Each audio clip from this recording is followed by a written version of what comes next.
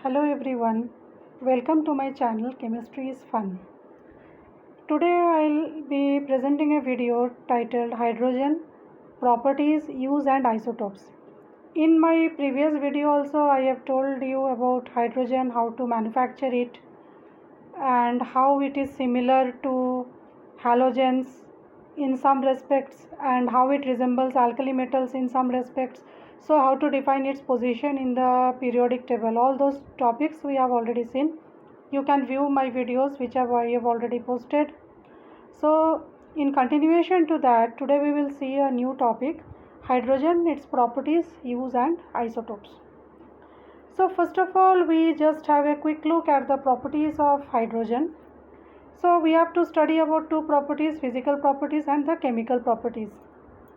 The physical properties tell about the gas which is hydrogen, and we all know that hydrogen, we can't see it, it's colorless as well as odorless and tasteless gas. It is very slightly soluble in water and it is lightest among all elements. As we know, its atomic number is also 1. It is very light element and it is diatomic. In its molecule H2, the molecule can be represented as H2, two atoms of hydrogen bond together to form a hydrogen molecule. So we can say it is a diatomic gas. It is having very low melting and boiling point. Now we know there is a term called adsorption, which is a surface phenomena in which a very thin layer of the gas get adsorbed on the surface of some of the metals like platinum, palladium. Hydrogen is able to get adsorbed on the surface of metals like platinum or palladium. On doing so, the adsorbed hydrogen which we get is known as occluded hydrogen. So this is a surface phenomena where we get occluded hydrogen, means on the surface of the metal only hydrogen gets deposited, we can say. So it's a surface phenomena. Now we can take a quick look at the chemical properties of hydrogen. First is we can see how it undergoes combustion. Hydrogen is inflammable. Inflammable means, as we have seen, it's a fuel, so it is inflammable, and when this reaction takes place, water will be formed. 2H2 plus O2 gives H2O, 2H2O. So this is the combustion reaction. Now see, we can do one experiment to show that hydrogen is inflammable, but hydrogen does not support combustion.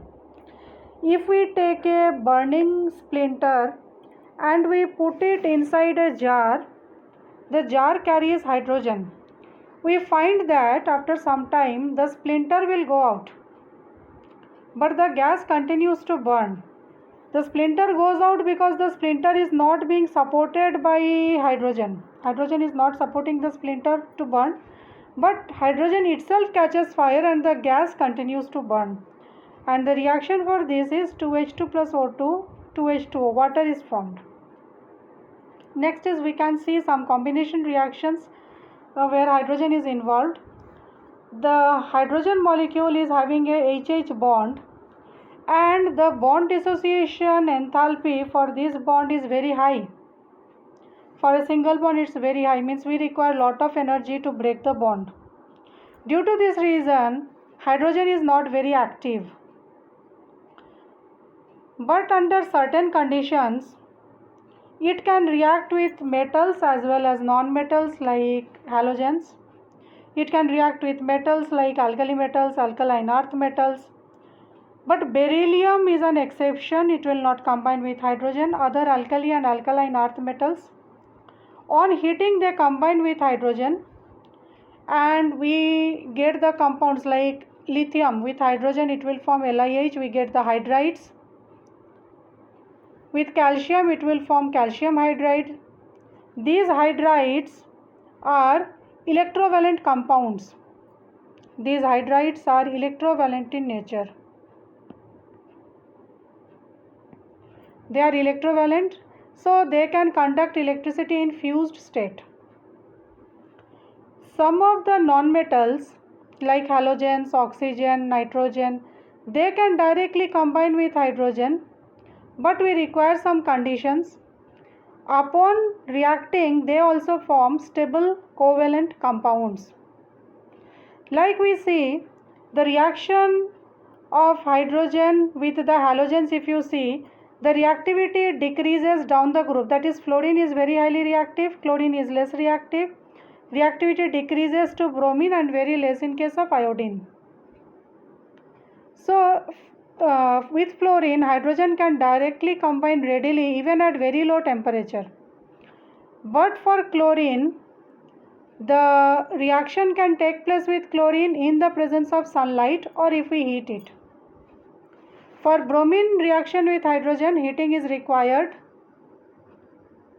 For reaction with iodine, hydrogen requires a catalyst as well. So we see that the reactivity goes down the group from fluorine towards iodine.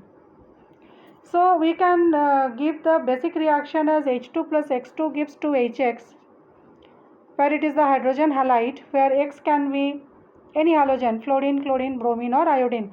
But the reactivity definitely decreases from fluorine towards iodine.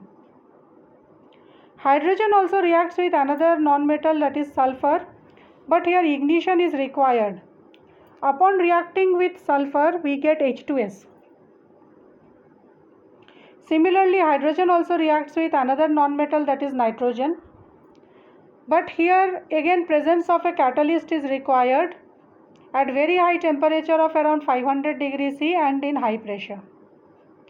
Iron catalyst is required here. So here also certain conditions are to be fulfilled. Another very versatile non-metal, carbon. Carbon reacts with hydrogen at around 1200 degrees C. It will form the first alkane, that is methane, CH4, which is the first member of alkane family. Carbon reacts with hydrogen at a very high temperature to give methane. Now hydrogen has a very good affinity for oxygen, means it can remove oxygen from some of the compounds. That amounts to reduction. Removal of oxygen means reduction. Since hydrogen can remove oxygen from the other compounds, hydrogen is said to have a reducing nature. Oxides of some less electropositive metals like copper, tin, if they are treated with hydrogen, they get reduced to metals. For example, copper oxide and hydrogen gives us metallic copper and water is formed. Same is the case with Fe3O4, the magnetic oxide of iron.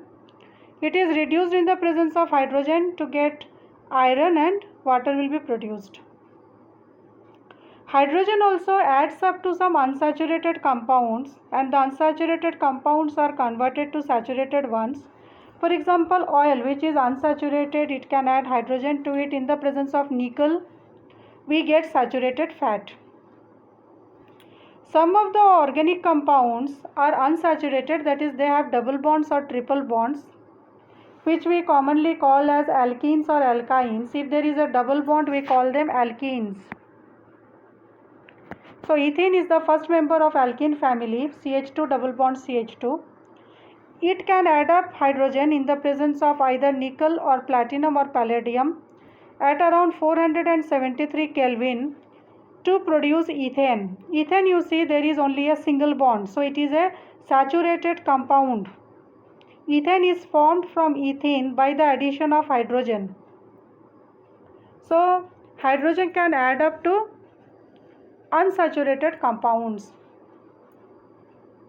Hydrogen also shows addition with carbon monoxide. With carbon monoxide it forms methanol. This also takes place at a temperature of around 700 Kelvin in the presence of zinc oxide and chromium oxide as catalysts. There is a very important reaction called hydroformylation of olefins. Olefins, as I told, they are the alkenes, they are double bonded compounds. Hydrogen and carbon monoxide gets treated with the olefins, we get aldehyde. So RCH2, CH2, CHO, this is the aldehyde. CHO group is called as the aldehydic group. as we will study in organic chemistry. So from the olefin we got the aldehyde. R is a alkyl group. I have written here R. R means any alkyl group like CH3, that is methyl group. R represents any alkyl group. This aldehyde on further addition of hydrogen gets converted into alcohol. Alcohol should carry a OH group. OH group is called the alcoholic group.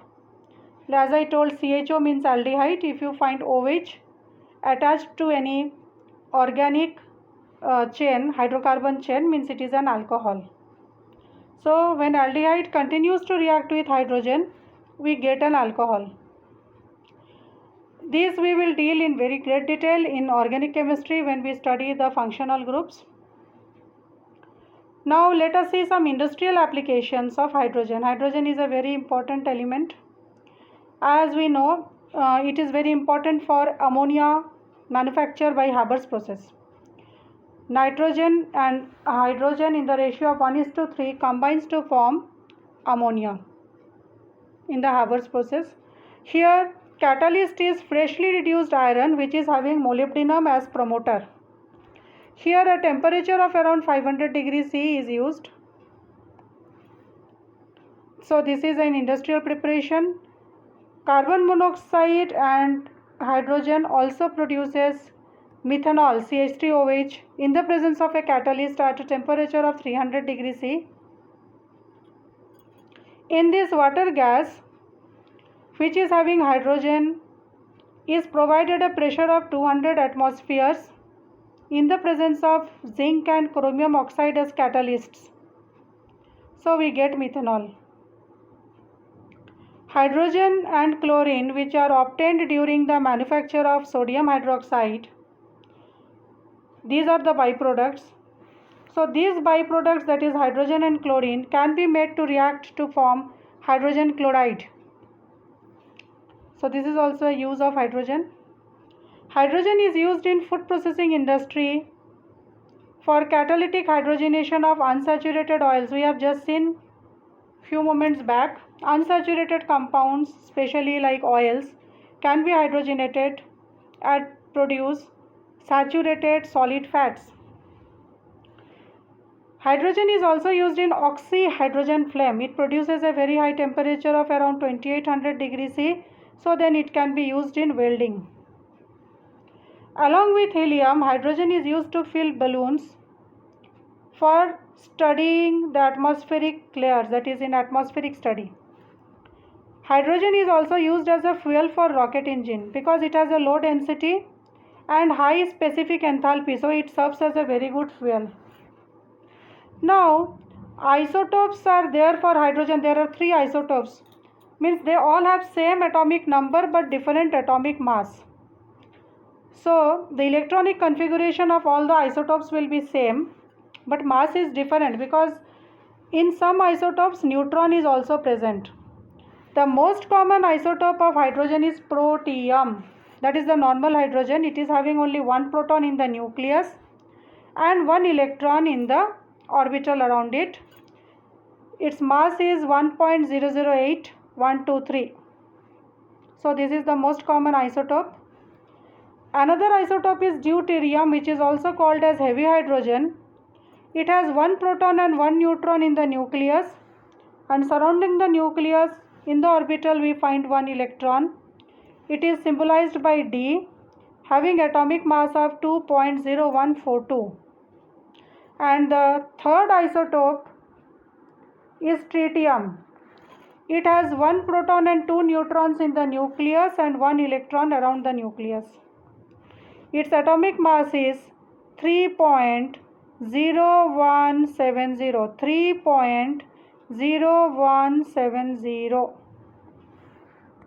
So there are only 3 isotopes. For tritium, the atomic mass is 3.0170.